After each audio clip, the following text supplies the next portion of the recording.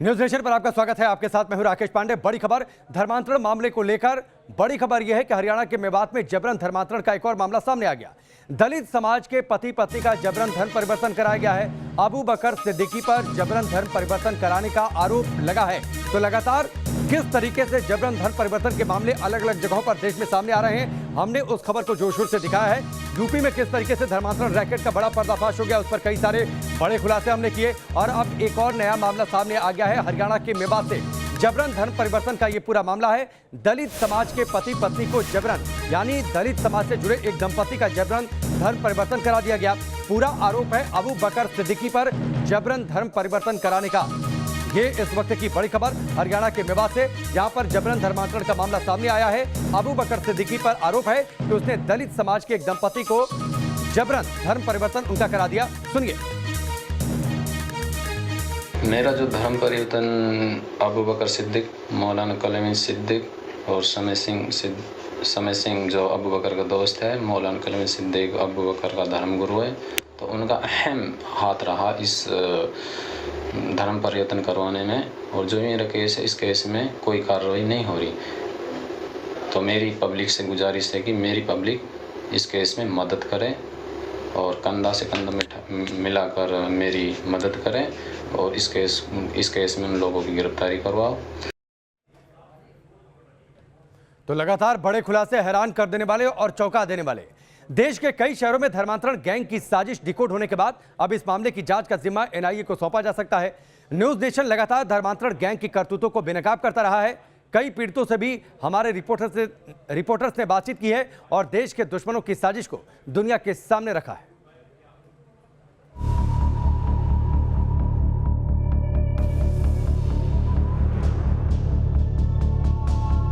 धर्मांतरण की जहरीली साजिश पर चोट। एनआईए कर सकती है धर्म के धोखेबाजों की जांच।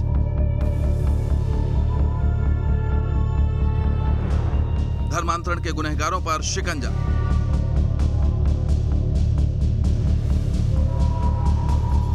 न्यूज नेशन की मुहिम का बड़ा असर। देश में धर्म परिवर्तन की साजिश रचने वाले गुनहगारों के चेहरे सबसे पहले आपने न्यूज नेशन पर देखे थे। धर्म की आड़ में धोखे का खेल खेलने वाले मौलाना का चेहरा सबसे पहले आपने न्यूज नेशन पर देखा। हजारों नहीं, लाखों नहीं, करोड़ों लोगों तक ये पैगाम पहुंचेगा और लोग जहन्नम की आग से बचकर जन्नत में जाने वाले बन जाएंगे। लेकिन ये कब होगा? जब हम उसके लिए मेहनत करेंगे, कोशिश करेंगे, तन मन धन से उस मिशन में, उस काम में लगेंगे। महीने के अंदर 10 से 12, 15 लोग आते हैं जो लीगल डॉक्यूमेंटेशन के लिए आते हैं। सेंटर में 1000 से ज्यादा लोगों के लीगल डॉक्यूमेंटेशन की फॉर्मेलिटीज पूरी की गई हैं। कोशिश करते हैं कि ऐसे लोगों की मदद हो जो दीन कबूल करते हैं, दीन में दाखिल होते हैं, और उनको बाकायदे मोरल सपोर्ट दिया जाए, लीगल सपोर्ट दिया जाए। न्यूज नेशन ने धर्मांतरण के जहरीले रैकेट की हर साजिश से पर्दा उठाया। धर्मांतरण गैंग की हर हरकत को बेनकाब किया। विदेश में बैठे अपने आकाओं के इशारे पर साजिश रचने वालों के तार जोड़े।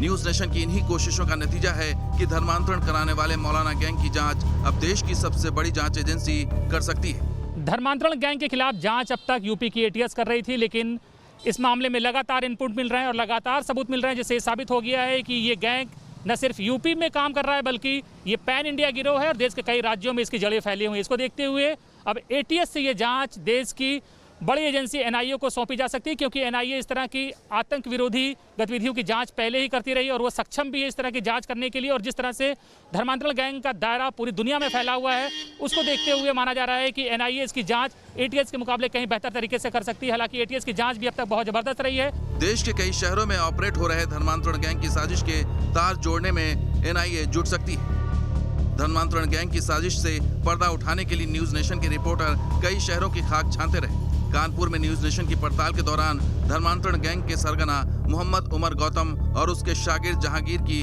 मोडस ऑपरेंडी सामने आई थी। न्यूज नेशन की तहकीकात में ही पता चला था कि नाबालिग हिंदू लड़कों को धर्मांतरण के लिए, यानी हिंदू से मुस्लिम बने लड़कों का इस्तेमाल किया जा रहा था। वो अच्छी थी लड़की, ऐसी नहीं हम कह रहे हैं वो गलत थी, बहुत अच्छी लड़की, जिम्मेदार इंसान थी, लेकिन उसके मन में क्या हो गया, किसने क्या भर दिया, हमें कुछ नहीं पता चल पाया। कभी इलाज, कभी नौकरी तो कभी धर्म के नाम पर ब्रेन वॉश, धर्म बदलवाने के लिए गैंग के सरगना हर हथकंडे इस्तेमाल कर रहे थे। न्यूज नेशन के कैमरे पर खुलासा हुआ कि नाबालिगों के दिमाग में धर्म का जहर भरा जा रहा था।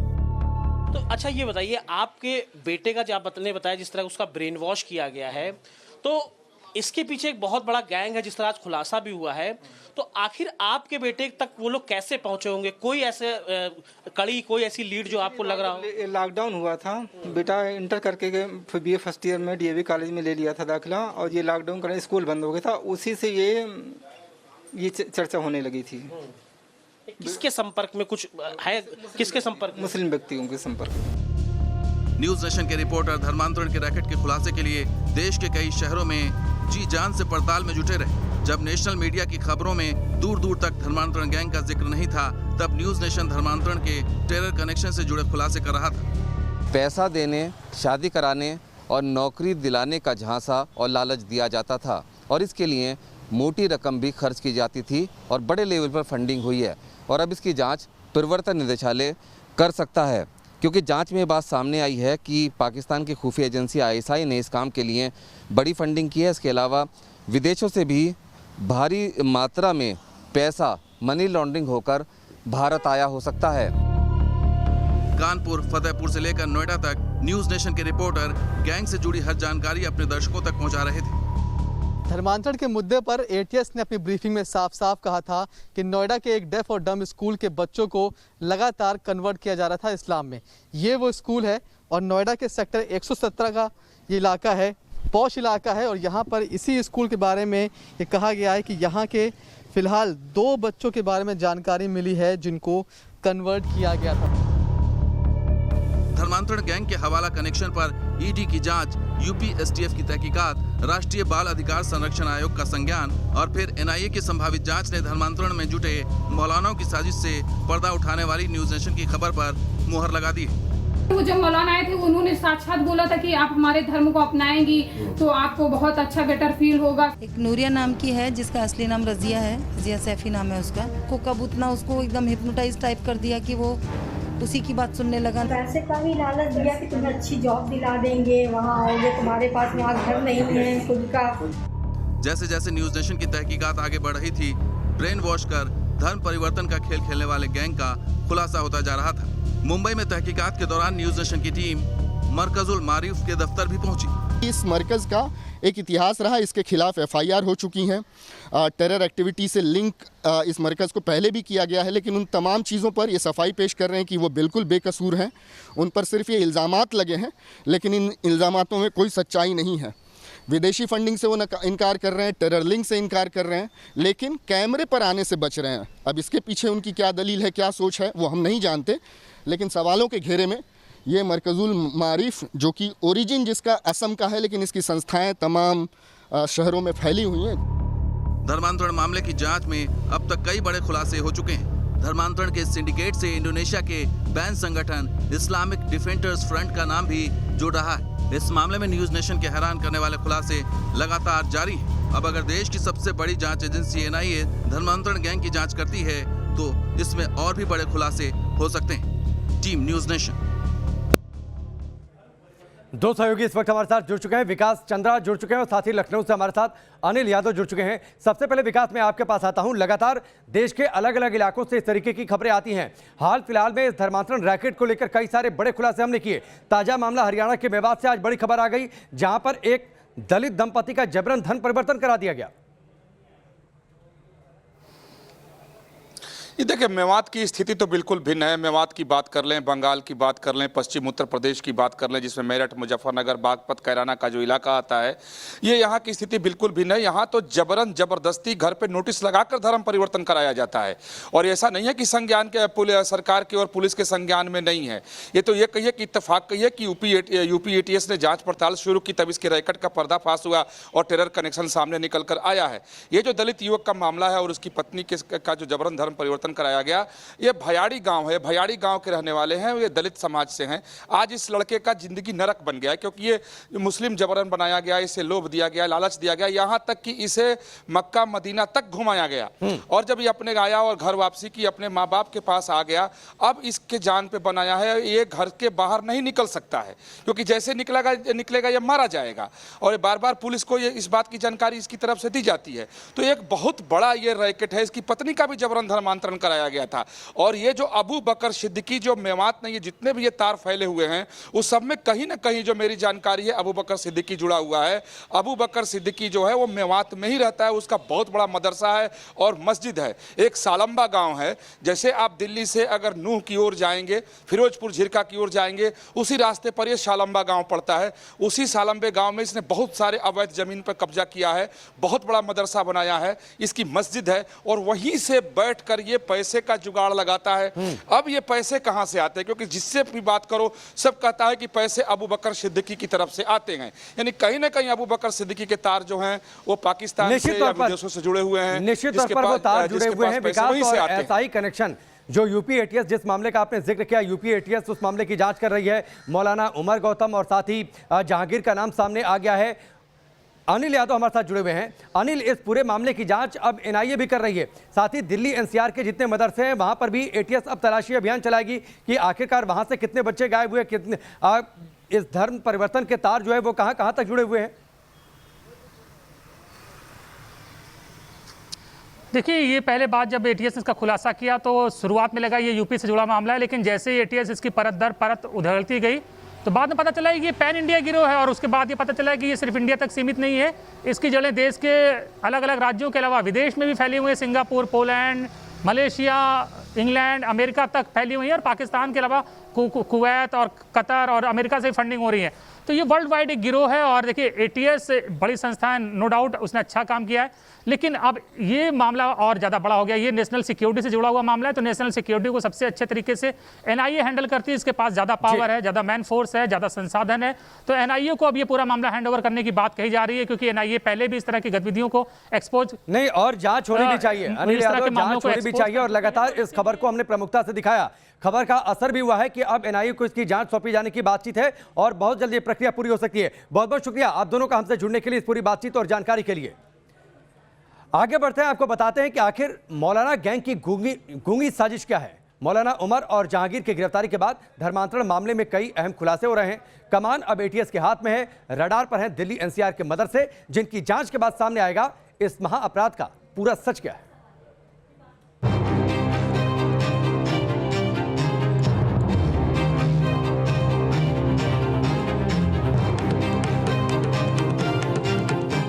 मदरसे दीनी तालीम के वो संस्थान जो बच्चों को इंसानियत की परवरिश देते हैं, लेकिन अब ये मदरसे यूपी एटीएस के राडार पर हैं। मामला जितना अहम है, खबर में उतनी ही साजिश की गंध है। धर्मांतरण के मामले को लेकर Uttar Pradesh anti terrorist squad अब ताबड़तोड़ कार्रवाई के मूड में है। एटीएस टीम इस्लामिक दावा सेंटर आईडीसी से मिले दस्तावेजों के आधार पर 7 राज्यों में जांच करेगी। मणिपुर, तमिलनाडु, महाराष्ट्र, केरल, झारखंड, मध्य प्रदेश और बिहार में एटीएस धर्मांतरण कनेक्शन को खंगालेगी। सोमवार को इस्लामिक दावा सेंटर से जुड़े मोहम्मद उमर गौतम और मुफ्ती जहांगीर कासमी को गिरफ्तार किया गया था, जिसके बाद इस्लामिक दावा सेंटर में धर्मांतरण करने वाले हर व्यक्ति के ब्यौरे को सत्यापित कराया जाएगा, साथ ही विस्तृत पड़ताल की जाएगी।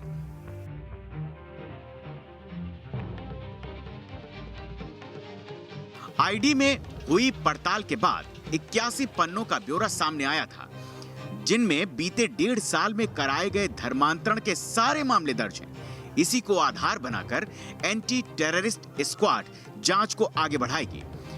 मुफ्ती काजी जहांगीर के जरिए 7 जनवरी 2020 से 12 मई 2021 तक 33 लोगों का धर्मांतरण करा दिया गया था। धर्मांतरण करने वालों में 18 महिलाएं और 15 पुरुष शामिल थे। दिल्ली में 14, यूपी में 9, बिहार में 3, एमपी में 2 का धर्मांतरण हुआ। गुजरात, असम, महाराष्ट्र, झारखंड, केरल जैसे राज्यों में एक एक शख्स ने धर्म परिवर्तन किया। हैरान कर देने वाली बात यह है कि जिन लोगों की डिटेल्स सामने आई है उनमें पढ़े लिखे लोग ज्यादा हैं। धर्मांतरण के मामले में दिल्ली एनसीआर के अब कई मदरसे एटीएस की रडार पर हैं। 500 मूक बधिर छात्रों को एटीएस इन्हीं मदरसों के जरिए खंगालने की कोशिश करेगी। साथ ही साथ एटीएस कानपुर के उन 3 मदरसों के मौलाना से भी पूछताछ करेगी जिनके बारे में कहा जा रहा है कि सीएए और एनआरसी कानून को लेकर इन लोगों ने हिंसा फैलाने की कोशिश की थी। एटीएस अब इस पूरे मामले में काला धन की भी जांच करेगी, जिसमें कहा जा रहा है कि विदेशी फंडिंग का इस्तेमाल किया गया पढ़ाई और फेलोशिप के नाम पर। एटीएस साथ ही अब लापता मूक बधिर छात्रों की मदरसों में तलाश करेगी। अब दिल्ली एनसीआर के मदरसों में यूपी एटीएस तलाशी अभियान चलाएगी। करीब 500 से अधिक छात्रों का ब्यौरा यूपी एटीएस ने तैयार कर भी लिया है। एटीएस के राडार पर कानपुर के 3 मौलाना भी हैं जो सीएए और एनआरसी कानून के विरोध में दंगा फैलाने के आरोप में जेल जा चुके हैं। कानपुर के बाबूपुरवा की हिंसा में तीनों का नाम सामने आया था। अनवरगंज के रहने वाला एक मौलाना लगातार आदित्य उर्फ अब्दुल्ला के संपर्क में रहा और हलीम मुस्लिम कॉलेज में भी यही मौलाना आदित्य को लेकर गया था। इससे पहले एटीएस ने धर्मांतरण मामले में उमर गौतम के बड़े भाई उदयनाथ सिंह से भी 2 घंटों तक पूछताछ की और संपत्ति का ब्यौरा लिया। उत्तर प्रदेश में धर्मांतरण के मामले में एटीएस के नए खुलासे से हड़कंप मच गया है। साथ ही एटीएस ने हेल्पलाइन जारी कर पीड़ित लोगों के लिए अब एक नया रास्ता खोल दिया है। Team news nation. जैसे जैसे जांच आगे बढ़ रही है, धर्मांतरण के इस पूरे गैंग में कई सारे बड़े खुलासे हो रहे हैं। एक नौकरी की लालच ने रेनू को कैसे बना दिया आयशा, कैसे करियर बनाने के लिए रेनू ने धर्म को बदल लिया, कैसे विदेशी नौकरी का लालच देकर रेनू को आयशा बना दिया गया। इस रिपोर्ट के जरिए ये पूरा खुलासा आप देखिए। वो मैंने अपनी जॉब के लिए रिलीजन चेंज किया है क्योंकि दुबई में मेरी जॉब का हो रहा है, लेकिन हर कोई आगे बढ़ना चाहता है, तो वैसे ही मैं भी आगे बढ़ना के लिए मैंने इतने साल तक मेहनत की है। नहीं, यहाँ पे मैं काफ़ी टाइम से जॉब कर रही थी, तो यहाँ पे बहुत मेहनत है और इतना टाइम लगता है, इतनी सैलरी भी नहीं है। वहाँ पे अगर मैं अपना रिलीजन चेंज करके जाऊँगी तो वहाँ के जो लोग हैं, जो बेनिफिट्स उनको मिलते हैं वो मुझको भी मिलेंगे। ये सब सुनकर आपका दिमाग घूम गया होगा, लेकिन ये किसी फिल्म की स्क्रिप्ट नहीं बल्कि हकीकत की बानगी है। एक स्याह सच है जिसे सुनकर हर किसी के कान खड़े हो जाते हैं। नौकरी करनी है, पैसा कमाना है, विदेश जाना है तो हिंदू धर्म का त्याग करना होगा, इस्लाम कबूल करना होगा, नमाज अता करनी होगी और कुरान की कसमें खानी होगी। अपनी शक्ल को दुपट्टे के ओट से ढके ये लड़की कभी हिंदू हुआ करती थी, लेकिन अब इसने अपना धर्म बदल लिया है। धर्म बदलने के पीछे की वजह है अरब मुल्क में एक खास नौकरी जिसमें पैसे ज्यादा हैं, कमाई भारत से 10 गुनी है। आज इस लड़की की पहचान आयशा अलवी है, लेकिन कुछ दिनों पहले तक शाहजहांपुर की रहने वाली हिंदू माता पिता की ये संतान रेनू नाम से जानी और पहचानी जाती थी। वो मैंने अपनी जॉब के लिए रिलीजन चेंज किया है क्योंकि दुबई में मेरी जॉब का हो रहा है, तो मुझे लगा मतलब वहाँ पे ऐसा है कि अगर चेंज करेंगे तो मुझे ज़्यादा बेनिफिट्स मिलेंगे। इंटरनेशनल एयरपोर्ट पे वहाँ पे मेरे ऑफिस में जॉब थी, तो वो भी ठीक है, लेकिन हर कोई आगे बढ़ना चाहता है, तो वैसे ही मैं भी आगे बढ़ना के लिए मैंने इतने साल तक मेहनत की है और वहाँ पर मेरा जॉब का सिलेक्शन हो रहा है, तो इसके लिए ये मुझे करना ज़रूरी था। नहीं, यहाँ पे मैं काफ़ी टाइम से जॉब कर रही थी, तो यहाँ पे बहुत मेहनत है और इतना टाइम लगता है, इतनी सैलरी भी नहीं है, तो वहाँ मेहनत तो देखिए हर जगह है, ठीक है, लेकिन वहाँ पे अगर मैं अपना रिलीजन चेंज करके जाऊँगी तो वहाँ के जो लोग हैं, जो बेनिफिट्स उनको मिलते हैं वो मुझको भी मिलेंगे। आयशा बनने से पहले रेनू देश की राजधानी दिल्ली में इंदिरा गांधी एयरपोर्ट पर 20,000 मासिक सैलरी पर नौकरी करती थी, लेकिन अब जब रेनू को दुबई एयरपोर्ट पर नौकरी मिली है तो रेनू ने अपना मजहब बदल लिया है। वो रेनू से आयशा बन गई है। रेनू कहती है कि दुबई में सैलरी दिल्ली के मुकाबले 10 गुनी है, इसलिए ज्यादा पैसे कमाने के लिए, करियर के लिए उसने अपना मजहब बदल लिया है। हिंदू रेनू से मुस्लिम आयशा बनी ये लड़की अब आरती नहीं, नमाज अता करेगी। अब ये साड़ी नहीं बुर्खा पहना करेगी। अब ये व्रत नहीं, रोजे रखा करेगी। अब ये मंदिर नहीं, मस्जिद के सामने सजदा किया करेगी। ऐसा इसलिए कि इस्लामिक अरब देश के दुबई में अच्छी तनख्वाह वाली नौकरी मिल रही है। रेनू से आयशा बनी ये लड़की बताती है कि धर्म परिवर्तन का फैसला उसका निजी है, जिसके लिए उसने अपने परिवार से भी बात की थी। लेकिन अब पुलिस इस मामले में अलग अलग एंगल्स को खंगाल रही है, जांच कर रही है, जिससे फैसले के पीछे की सारी कहानी दूध का दूध और पानी का पानी की तरह सामने आ सके। जहाँ तक धर्म परिवर्तन सामान्य रूप से किए जाने की बात है, इस पे समय समय पर शासन द्वारा दिशा निर्देश मिलते रहते हैं, जिसके आधार पे इंस्पेक्टर LIU को और जो LIU की यूनिट है यहाँ की, उसको एक्टिवेट किया जाता है। साथ साथ में थाना स्तर पर भी संज्ञानित किया जाता है कि कहीं कोई इस तरह की गतिविधि हो तो उस पर कार्रवाई करें। अभी तक कोई शाहजहाँपुर में कोई इस तरह की कोई बात संज्ञान में नहीं आई है कि कहीं कोई इस तरह गतिविधियाँ हों जिसमें ज़बरदस्ती धर्म परिवर्तन कराया जा रहा हो। नौकरी का लालच, अच्छे पैसों का झांसा, ये वो वजहें हैं जो अक्सर धर्म परिवर्तन का कारण बनती हैं। लेकिन रेनू से आयशा बनने के पीछे का सबसे बड़ा सवाल तो ये है कि क्या केवल अच्छे पैकेज की तलाश में कोई अपनी जिंदगी जीने का पूरा तौर तरीका बदल सकता है? क्या कोई अपना मजहब, अपना धर्म बदल सकता है? Team news nation. वक्त यहाँ पर ब्रेक का, जल्द वापस लौटते हैं।